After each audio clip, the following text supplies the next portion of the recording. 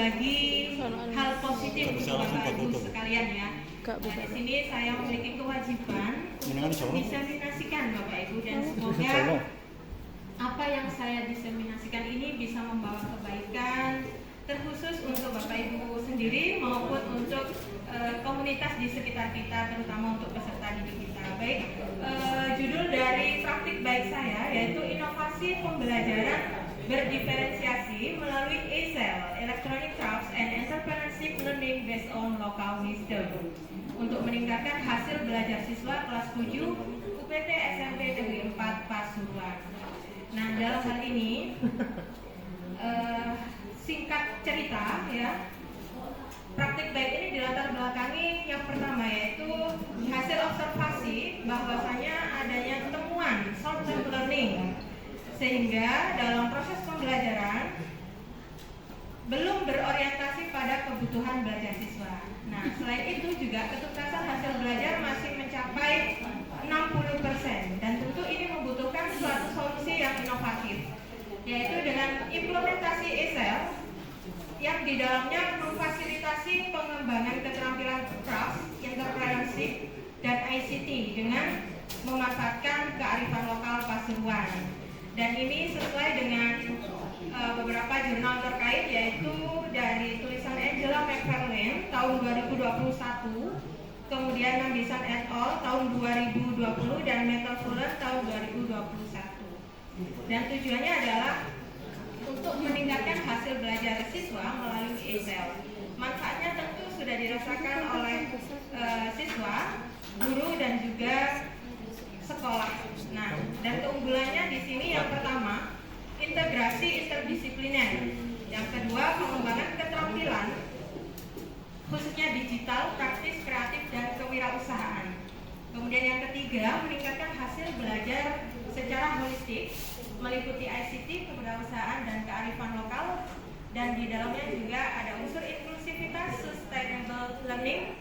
Dan terakhir, tentu ini merupakan suatu bentuk support atau dukungan terhadap program pemerintah Kota Pasuruan. Dan berikutnya ini analisis STAR ya, yang saya lakukan dari ECEL tersebut. Yang pertama, S itu situation, di mana siswa kelas 7 tadi sudah saya jelaskan menunjukkan hasil belajar yang masih belum optimal dalam beberapa poin, yaitu hasil belajar efektif, psikomotor, dan juga kognitif. Kemudian touch ya, untuk meningkatkan hasil belajarnya. Jadi diperlukan adanya treatment. Di sini saya gunakan ECEL. Dan A itu action.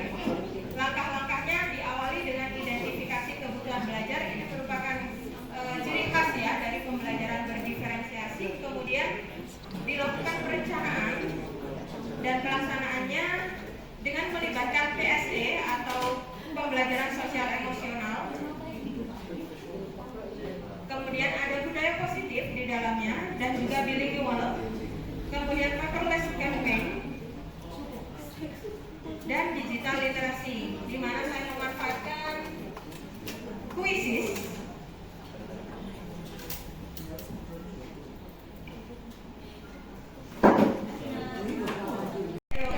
ya, dan menyertakan evaluasi dan refleksi dengan memanfaatkan Padlet.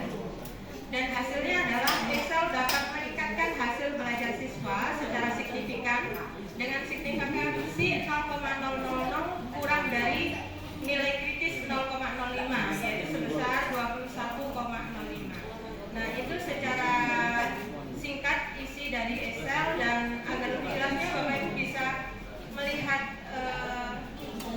aktivitas lengkap ya dari pembelajaran ECEL ini. Dan saya sangat terbuka Bapak Ibu dan open class manakala Bapak Ibu memang berkenan untuk singgah di kelas saya, ingin memberikan umpan balik atau sharing juga, saya sangat senang sekali.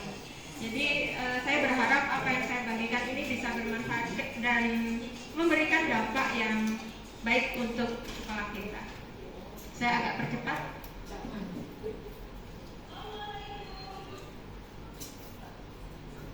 Suaranya nggak muncul ya?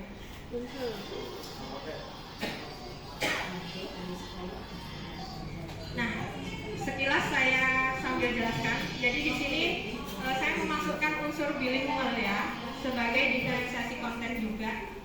Dan Bapak Ibu bisa gunakan bilingual yang sederhana saja yang sekiranya peserta didik kita tidak semakin bingung dan semakin gagap pada saat pembelajaran kita. Jadi yang mudah-mudah saja kita gunakan. Kemudian setelah pembukaan ini kita bisa berikan apersepsi ya. Apersepsinya sesuaikan dengan konten pelajaran Bapak Ibu. Jangan lupa ada berdoa Bapak Ibu. Di situ libatkan peserta didik kita untuk memiliki leadership. Nah ini ada mindfulness Bapak Ibu. Jadi Bapak Ibu bisa coba untuk memfokuskan peserta didik kita. Jadi kita bisa pakai mindfulness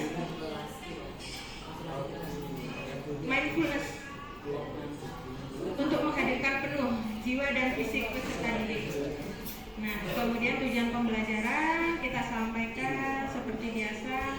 Nah, jangan lupa ada ice breaking. Ice breaking ini fungsinya juga membuat peserta didik kita happy, ya, otot-ototnya tenang, lemas, ya, sehingga kita bisa berikan ice breaking di awal atau di tengah.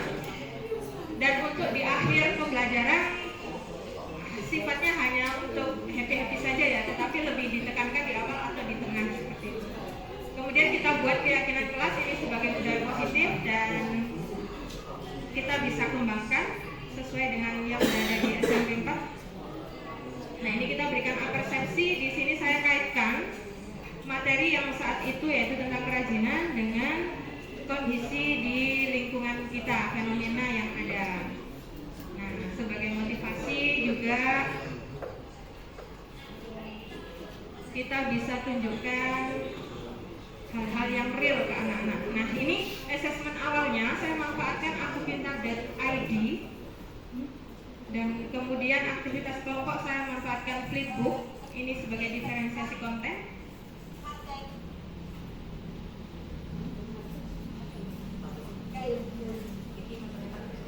Nah, ini beberapa hasil juga saya agak percepat. Nah, pretestnya kita manfaatkan Quizzes ya sebagai digital literasi juga. Ini linknya. Nah, ini pertanyaan pemantiknya saya bawa jam dinding dari kayu ya. Selanjutnya lagi saya setelkan video. Ini asli video dari Kota Pasuruan sehingga relevan dengan pembelajaran saya. Saya gunakan e-worksheet sebagai diferensiasi proses. Nah, ini dia. Jadi mereka bisa pakai laptop kalau memang ada, atau handphone juga bisa. Nah, ini anak-anak aktivitas praktikum dan diskusi kelompok di diferensiasi proses. Ini beberapa hasilnya.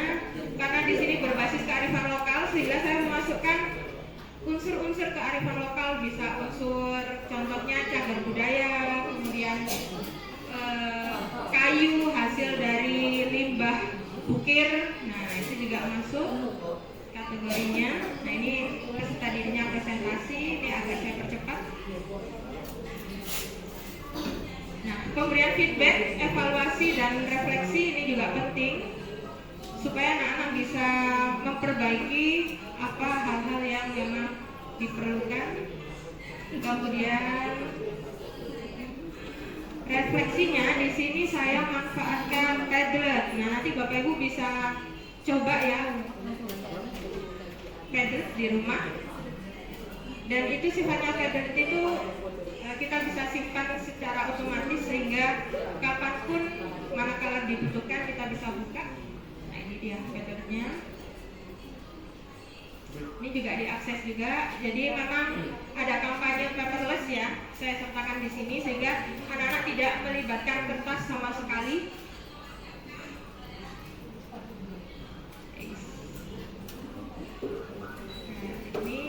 Ini sudah selesai Bapak Ibu.